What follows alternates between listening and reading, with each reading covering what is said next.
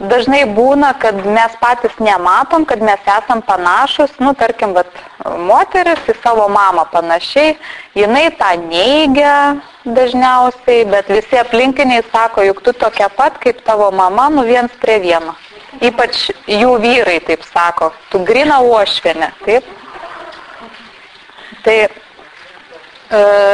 dar prisimenant tą informaciją, reikia suvokti, kad iš mamos paimti mes negalim nieko.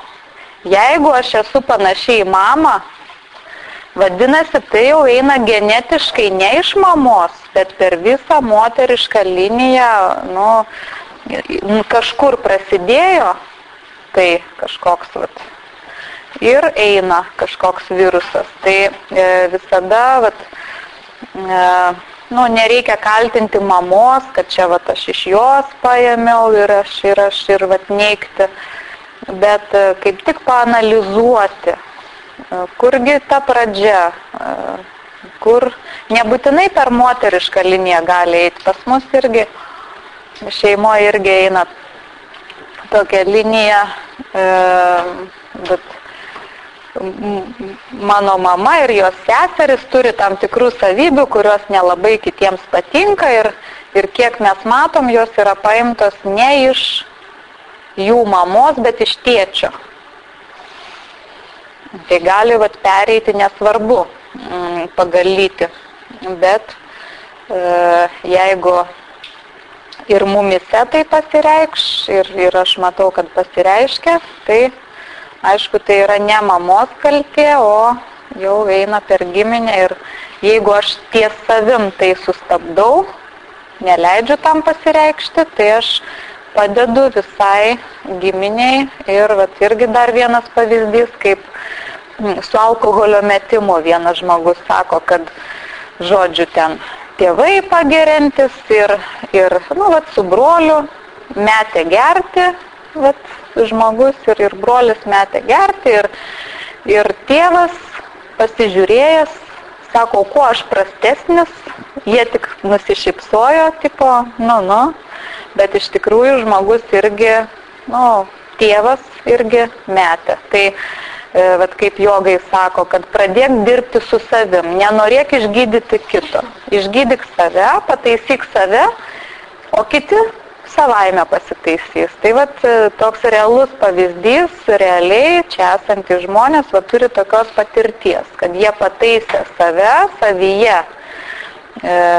Galbūt tie žmonės tos ydos dar neturėjo tokios didelės, bet jie ją iš viso užspaudė, užgnybė, nebemaitino ir, žiūrėkit, eina net atgal į prieš tai buvusias kartas ir užgnybė visiškai. Tai reikia suvokti, ką jūs darot, kaip tai veikia. Tai toliau einam prie Veneros. Tai bus mūsų proseneliai. Prosenelių, matot, jau yra 8, jau daugiau. Taip. Daugiau reikės pamedituoti, daugiau tarpelių užpildyti ir pakelkit rankas, kas žinot visus 8 savo prosenelius. Pažinoti galite ir nepažinoti, bet bent jau žinoti, kad buvo toks, koks vardas buvo, kokia pavardė, ką darė gyvenime, koks likimas. Žinojimas toks ir yra. Tai proseneliai, kada maždaug jie turėjo būti gimę, jeigu jūsų seneliai jiems gimė maždaug 20-ais, tai jie buvo gimę kažkur apie 900-uosius, tarkim, nes gimdė anksčiau. Taigi, visiškai amžiaus pradžia. Tai jau yra žmonės, kurie jumise suformavo meilę ir pinigus, meilę ir turtą. Šitie 2 dalykai visada eina kartu. Venera, visą laiką žmonėms atrodo keista, kodėl Venera jinai susijusi su pinigais ir su meilė atrodo tokie nesuderinami dalykai. Mums taip atrodo, bet jie visiškai suderinami ir jie energetiškai visada yra šalia. Anksčiau ir santuokos buvo sudarinėjamos atsižvelgiant į turtą, ne tik į kilmę, bet ir į turtą. Ir santuokomis labai daug finansinių problemų žmonės sprendė. Taip. Ir kitas dalykas, energetiškai tai irgi yra labai stipriai susiję, jeigu jau kažkada esu anksčiau pasakojusi, kad jeigu žmogus yra vienas, neturi poros, praktiškai tapti turtingu labai jis didelių šansų neturi. Nueikite pas viengungį žmogų, ypač pas vyrą. Mums atrodo, kad vyras turi daugiau galimybių uždirbti didesnius pinigus, bet nueikit pas viengungį, pamatysit, kad kokius jis pinigus be uždirbtų, jo namuose bus šalta, betvarkė, jokios šilumos ir jis, kad ir uždirba didelius pinigus, jis labai greitai viską išleidžia, pramogoms, hobiui, jis realiai neturi nieko. Gali savo daug leisti, bet nieko neturi. Kai atsiranda moteris namuose, ir vaikai paskui, bet vos tik atsirado moteris, iš karto vyrui atsirado interesas pinigus kaupti. Jis turi tikslą, kam tuos pinigus nešti, nes vyro paskirtis, nepykit, bet jūs einat į pasaulį, uždirbat pinigus ir jūsų tokia užtikrinti materialinę gerovę. Atsirado moteris, iš karto turtas atsiranda, kam jį duoti, todėl, o moteris, aišku, jai patinka, jinai tada gauna žiedų, kailinių, ten visko, ko reikia. Taip, tai todėl, kad moteriai daug reikia. Jinai labai prisirišusi prie materijos, prie materialaus pasaulio. Apskritai, jos tokia energetika, jai reikia patogumo, jai reikia namų būtinai. Vyras gali gyventi ir ant motociklo. O moteriai reikia stabilumo, reikia namų, reikia patogių daiktų, jinai turi rūpintis vaikais, jai reikia dar daugiau, kad būtų tiesiog jos prigimtis tokia yra, o vyras visą tai turi užtikrinti. Ir jeigu vyras neturi moters, jis neturi jokios motyvacijos ir jis nieko to neturės, ką gali turėti su moterim. Tai aišku, moteriai apskritai jau vienai yra sudėtinga, nes jos paskirtis vis dėlto yra ta namai, jai reikia naudotis tuo, o iš kur gauti to, tada moteris pasidaro panašios į vyrus, pradeda nešioti kelnes, auginti barzdą. Taip, ir visiems įsakinėti ir tada jau, ta moteris, aišku, jinai praranda savo moterišką energiją. Tai šitie dalykai visada kartu ir Ajurveda labai apie tai daug kalba ir jeigu tarp vyro ir moters yra darni graži sąjunga, jie labai greitai praturtėja, yra neįmanoma nepraturtėti. Nes jie yra suinteresuoti vienas kitam duoti tai, ką jie gali ir tada vyras parneša, o moteris, jinai visada yra linkusi taupyti, kaupti viską aplink save ir gaunasi labai geras, gražus rezultatas. Ir esu jau pasakojus, kad vyrai, jeigu turi žmoną, tai turi penktadieniais jai ką nors padovanoti, gėlių bent jau ir tada dar labiau gali praturtėti. Tai jeigu kažkuris pradeda žiūrėti į šoną, iš karto pinigai pradeda irgi eiti į šoną. Nesvarbu kuris, bet iš karto pinigai praeina pro šalį, nes jau nebėra suinteresuotumo vienas kitu. Ir apskritai, vyro ir moters santykis, jie vienas kito nesupranta, nes jie meilę skirtingai supranta. moteris, kaip jinai meilę supranta, vat, jos vyras turi mylėti, ką jai reiškia mylėti, ne dovanas nešti, ne kažką, bet jinai jam turi būti vienintelė. Vat, ko moteris nori būti vienintelė. Atsirado kažkas vyrui kitas, šalia įdomus viskas. Moteris pasius, jinai arba stengsis tą moterį nudobti, kažkaip susigražinti, jinai visada turi būti vienintelė. Jeigu vyras su žmona eina gatve ir jeigu vyras nieko daugiau nemato, tik tai ją, jo visas dėmesys yra į ją, jinai bus laiminga ir jinai sakys, vyras mane myli. Bet jeigu jie eina gatve ir vyras nužiūri kiekvieną moterį, kuri praeina pro šalį, ten viskas, moteris eis šalia, bet jinai bus labai nepatenkinta, nes jinai jaus, kad vyras manęs nemyli.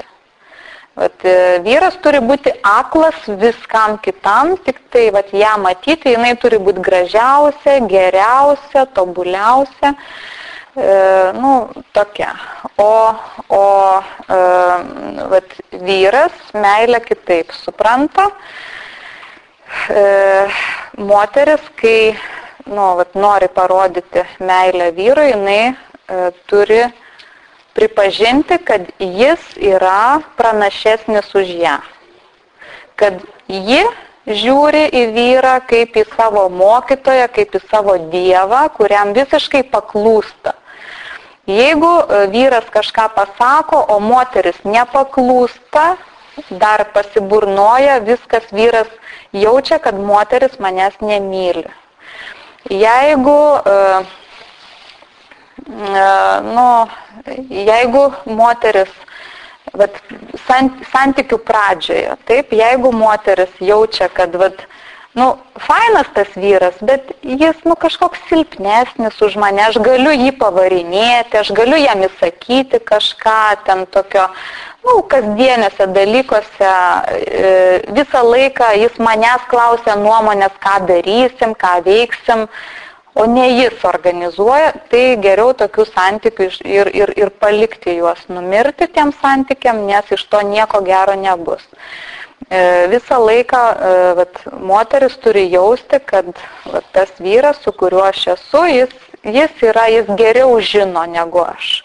Ir tada jinai jaučiasi saugiai, nes moters paskirtis nėra vadovauti, o yra jai žymiai lengviau eiti iš paskos. Jinai tada jaučiasi saugi. Jeigu jai tenka krūvis vadovauti, vesti šeimą, jinai jausis nepatenkinta. Ir tokie santykiai, moteriai vyras turi būti kaip autoritetas didžiausias ir nesvarbu ten, ką sako per televiziją, per radiją, bet jeigu vyras pasakė priešingai, jis yra teisus ir aš jam visiškai pritariu. Bet jeigu jūs jau randat, kad nesutarat, kai būna šeimose, kokį pradeda veiklą vyras, ir moteris bamba iš paskos eidama, ką tu čia susigalvojai, nesąmonė, čia iš to nieko gero nebus. Aišku, nebus, nes meilės jau nėra bendro darbo. Ir jinai tik tai kiša pagalius, o galėtų būti, jeigu jinai eitų iš paskos ir sakytų, kaip tu gerai sugalvojai, čia viskas bus gerai, tu pamatysi, eina iš paskos ir kursto tą ugnį, vyras visas pakylėtas ir daro ir rezultatai puikus. Tai labai tokie paprasti dalykai. Taip, kad meilė ir pinigai visada yra šalia. Tai mes turim prosenelius, tai yra jūsų senelių tėvai. Ir iš čia mes turim paveldėtą genetiką, būtent sėkmę meilėje ir piniguose. Jeigu jums meilėje nepasisekė, jeigu nepasisekė piniguose, jų nėra ir nėra, ką bedarytumėt, padėkokite proseneliams. Turėsite progą šiandien. Tai arba jūs galite ištaisyti jų padarytą klaidą kažkur, ištaisyti, nes ta nesėkmė meilėje ir piniguose, jinai irgi yra dažniausiai labai paprasta. Kažkoks per didelis ego, negali žmogus ten kažkaip tai peržengti savo ego ir priimti priešingos lyties atstovo, visada kaltina, kaip moteris sako, ten visi vyrai vienodi, ten kokie nors ožiai, taip, ar vyrai, ten visos moteris, ten nesakysiu šito žodžio. Tai tiesiog per tai ir ateina. Tai galima ties savim tą kanalą uždaryti ir pradėti naują kanalą, naujai žiūrėti, kitaip. Ir aišku, čia jau mūsų požiūris, kaip moteris žiūri į savo tėvą ir kaip vyrai žiūri į savo motiną. Tai santykis rodo irgi tą tokią prigimtį, tą genetinį kodą, seksis meilėje ar nesiseks. Jeigu moteris į savo tėvą žiūri kaip į tikrai visažinį, viską mokantį, tokį žmogų, tai jai su vyrais bus žymiai lengviau. Arba kartais būna, kad kovoja su tėvu, arba berniukas kovoja su mama, visą laik nesutarė, ten mama pasakė vienai, berniukas visą laik prieštaraus jai. Tai aišku, kad irgi kažkoks virusas genetinis eina, meilėje gali nesisekti. Arba tiesiog būna, kad turi būti natūralus toks santykis. Jeigu ten berniuką auklėja vien tik tai mama ir jis neturi pavyzdžio, tai aišku, jis užauga kaip mergaitė, o moteris vyrų mergaičių nenori. Taip kalbant, ar ne? Vyras turi būti tvirtas, jis turi savim pasitikėti ir nešti tą visą svorį santykių, kad aš vedu pirmyn, aš nuspręsiu, kaip bus. Ir tada jis labai lengvai gali gauti moterį. Turtas irgi, jeigu jums lengvai sekasi uždirbti, irgi galite dėkoti savo proseneliams. Matom, toks laikmetis, toks, toks krizių metas kažkoks tai pasaulyje. Gana sunkiai, aš manau, žmonės tuo metu gyvena.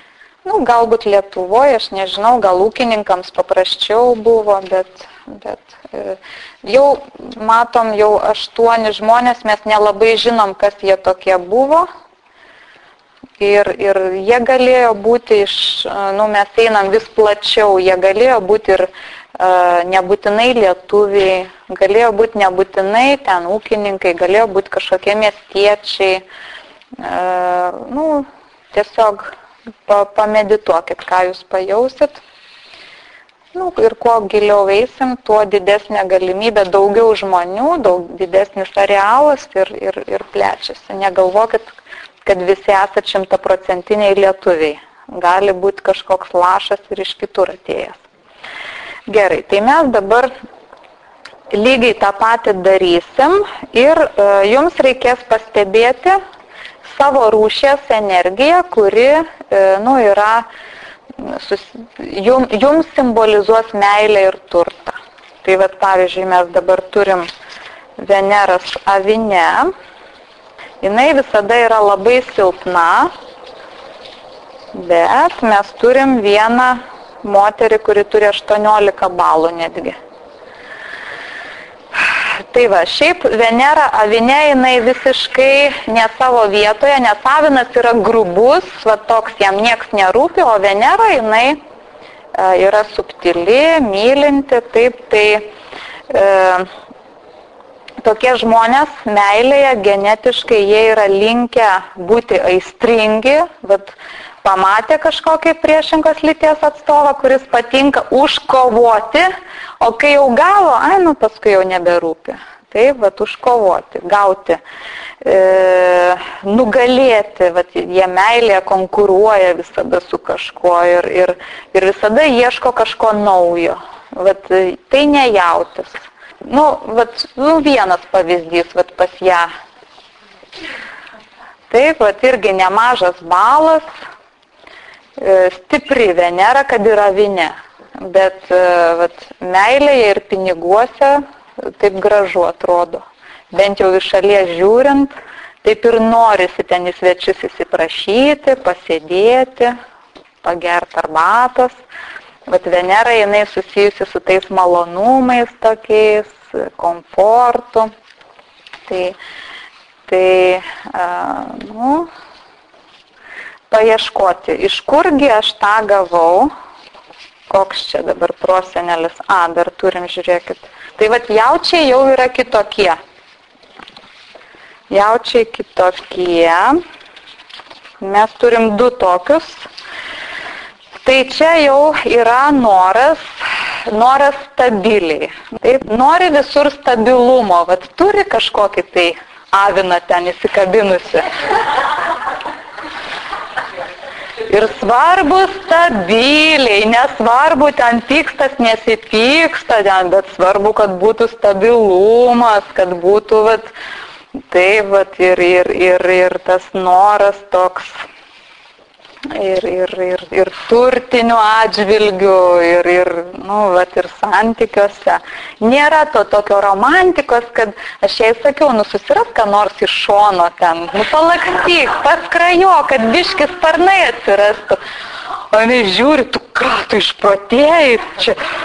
Žodžiu, jai nėra sparnų, bet nesvarbu. Svarbu, kad stabiliai mano ir viskas.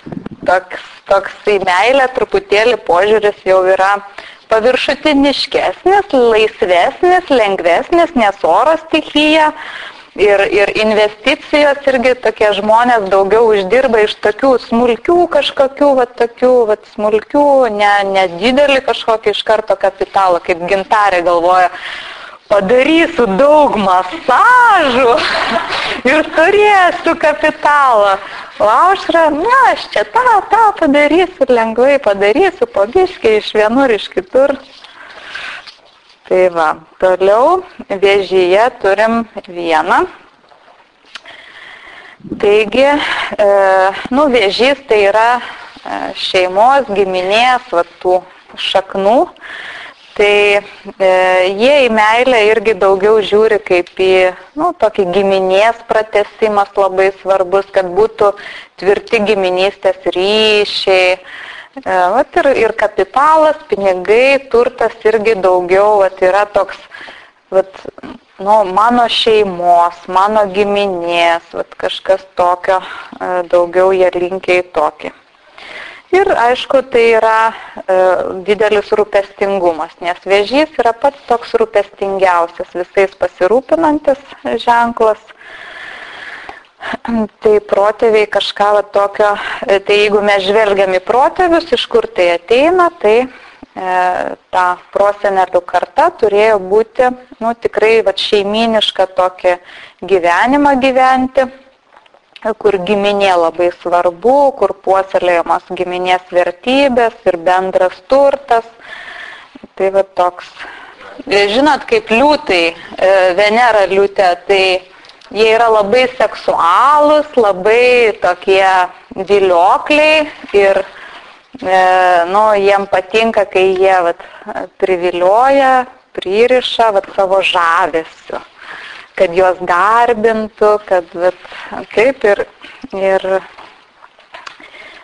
turtiniai dalykai, jie irgi daugiau gali eiti per kažkokį lyderiavimą, kaip liūto. Gali visai pasireikšti, gali būti lyderiavimas, gali būti per meną, nes menininkas, kuriam pasisekė irgi lyderis, kurį vertina visi. Tai Venera svarstyklėse yra labai stipri, kaip ir jautėje. Jautėje jinai kaupia, o svarstyklėse jinai parodo tą grožį ir santykių ir partnerystės tokį grožį. Jie sugeba būti geri partneriai. Galbūt labai žmonės vertino santuoką, santokos tą sakramentą. Proseneliai, kad tokį talentą įgyti, tai galbūt žmonės aukojo kažką vardan santuokos, gal net pačią meilę, bet kaip jeigu atsiranda kažkas iš šalies, atrodo, norisi paskraidyti, bet jis pasakė, ne, čia mano sutuoktinis, aš būsiu ištikimas. Ir paaukoja kažką vardan santuokos ir paleidžia tokią liniją, kad visi giminaičiai po to turi tą tokią genetinę liniją, jie yra ištikimi. Arba neištikimi, žiūrim į tai, kokie rodikliai tos Veneros, kaip jinai pasireiškia. Tai čia aš gerąją pusę tik susakau, bet visur gali būti ta pusė, kad nedadirbo. Taip, buvo kaip tik neištikimas ir mes turim ten Venerą svarstyklėse ir santuokoje nesiseka, todėl, kad kažkas pasistengia. Tai čia jau ateina pomėgis uždirbti pinigus nelegaliai. Kažkur tai protėviai, tie proseneliai galėjo būti arba jie, tais laikais realu, kad galėjo gyventi iš ten kažkokios magijos, iš kažkokio žolininkavimo. Jeigu jūs turit kažkokių savybių kaip žolininko, tai gali ateiti būtent iš ten. Sodininkas, kažkur tai galėjo, aišku, būti ir nusikalstami. Tada bus į kitą pusę, kad traukia žmogų, visi pinigai, jis nori dirbti legaliai, bet jam visą laiką gaunasi taip, kad visą laiką jį traukia į machinacijas, kokias nors gali būti. Tai o meiliai, aišku, jie yra labai seksualūs, labai aistringi, irgi tokie norintys užkovoti, bet jų meilė dažnai būna tokia skausminga, nes skorpionas jis toks skausmą mėgsta labai.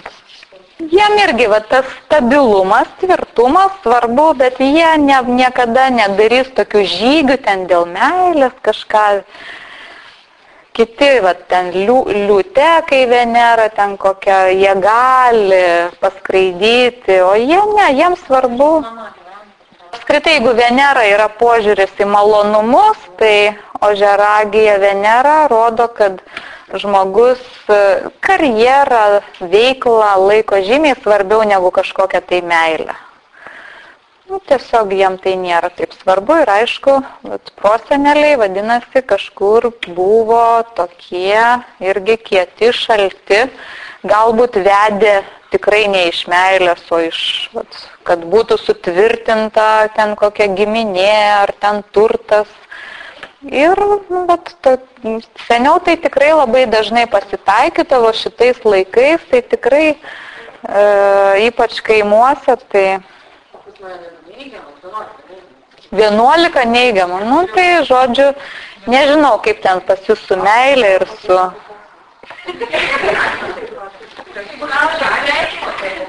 Tai Ir aišku, jeigu jie žiūri į kokį priešingos lyties atstovą, kuris patinka, tai jiems tai yra tik tai iššūkis, kad pasiekti, gauti. Ir jie pasiekia tikslą ir tada neberūpi. Jie turi tą, naudojasi ten jo paslaugomis, bet pasiektas tikslas.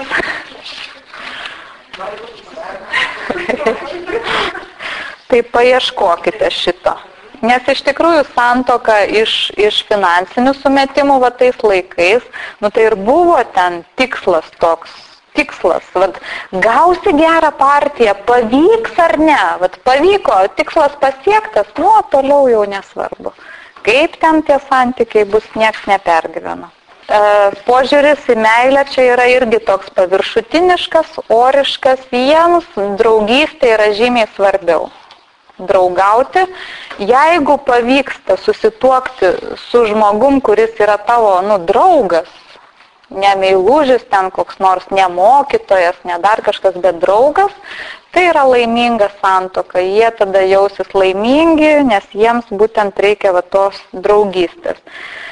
Ir jų požiūris į meilę yra netradiciškas, šiais laikais netradiciškas, tai gali būti labai netradiciškas, vadinasi, proseneliai irgi kažkaip mylėjo ne taip, kaip visi. Gali būti, kad jie net norėjo tuoktis iš meilės.